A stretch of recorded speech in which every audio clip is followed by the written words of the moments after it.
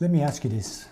What do you think of the mind-body connection? How do you experience this relationship?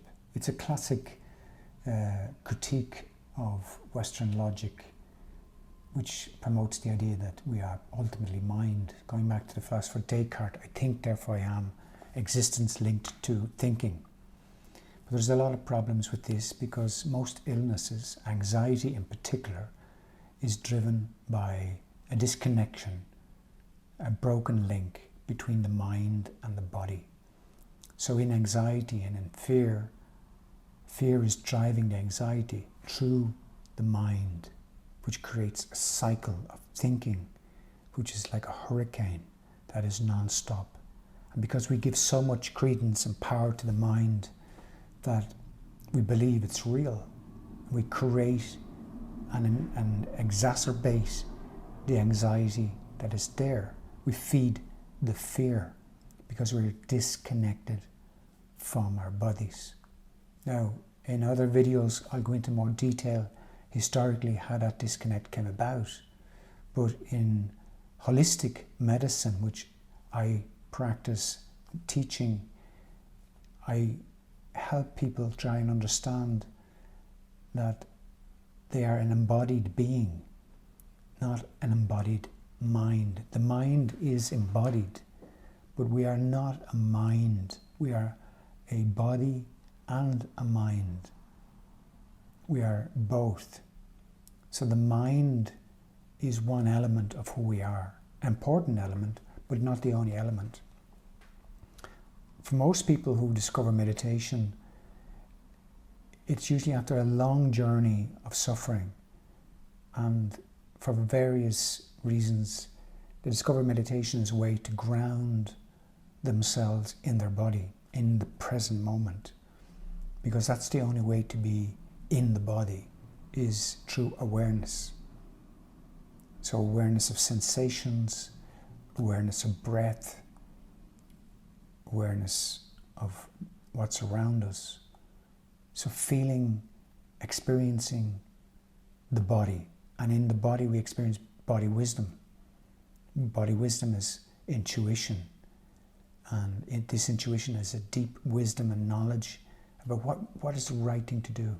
Often society imposes through the mind lots of pressures, expectations, labels of what is success in education, professions, in employment, salaries, in society, the house, the car, the clothes you wear, the gadgets. All of these things drive competition between us. We compete to be better, compete for attention, because we don't believe in ourselves, we don't have enough faith in our own bodies, in an embodied mind. We are disconnected, so we chase after illusions. And of course, for the great controllers in the world, whether they be politicians, billionaires, other influential people, they can manipulate this disconnection and feed a disconnection. Because if you don't trust yourself, if you feel bad about your body, you feel shame about your body, you feel hate, self-hate is a common experience that precedes suicide, deep depression, and anxiety is hating oneself. And that hate is pent up anger, disconnection, and shame. So this is a way we are controlled. And the way to break the control, to become free, is to become embodied. And the best way to become embodied is grounding. Grounding can be walking on the grass, going to the mountains, going to the sea, feeling, sensing, experiencing. The same in meditation, grounding, earthing, being present, coming back to now. So it's very easy to say, yeah, I'm aware of the mind-body connection. For myself, many years, I understand it in the head as an idea. But now I'm starting to understand it more as a practice, using the breath as one technique to anchor the body in the now. Awareness of sensations in the body, anchoring the body in the now. Slowing down the mind, giving the mind less power. The mind is great for creating, for imagining, wonderful for solving problems, but also a hurricane of anxiety, fear, and despair for some people. So I'd like you to think about your own mind-body connection, what you do to increase that connection, to ground the mind in the body, to ground the body in the here and now. I use meditation, breathing, earthing, walking, awareness practices. But this awareness and practice of mind-body connection is so important to healing, because what happens if we spend too much time in the mind, that energy, that is our energy in our system, in our nervous system, becomes stagnant, because we don't move the body, we don't ground the body, we don't cleanse the body, cleanse the energies of the body through energy treatments, through water systems, water baths, showers, cold water. All of these things cleanse our energy system, our auras. Reiki, pranic healing, etc. Herbal medicine, valerian, ashwagandha, passion flower herbs that nurture the nervous system. If we don't understand how these herbs are working, then we'll try and get them to work without connecting to ourselves, to our bodies. So I think the root of most diseases is linked in this disconnection from the body.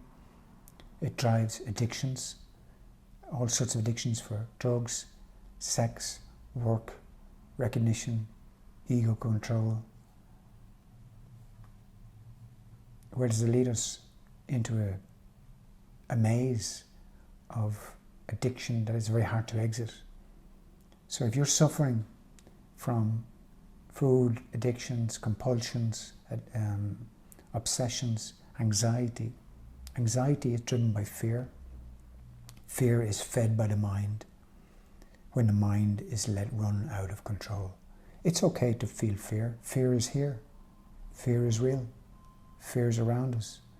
Fear is in the existential reality of our being. But if you want to experience freedom, ground yourself in your body. Earth yourself in yourself. Allow the mind to play a role, but not dominate. Listen to the body. Listen to sensations. What do they tell us? What do we need to know? What do we need? Are we in the wrong job? In the wrong relationship? In the wrong country? In the wrong profession? In the wrong mindset? What are we doing to restore ourselves as humans in this world that is moving fast to the edge of extinction? Only we can save it by grounding with others and figuring out the way forward together. Hope you found this useful.